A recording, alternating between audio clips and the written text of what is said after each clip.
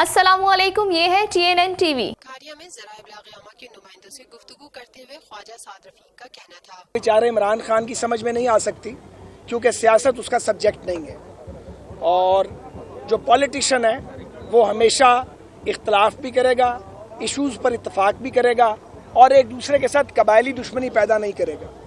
Peoples party اور مسلم league نون نے 90 کی دہائی میں بہت کچھ سیکھا ہے، اور جو 90 کی دہائی کی سیاست تھی وہ پاکستان میں ہم چاہتے ہیں کہ واپس نہ آئے۔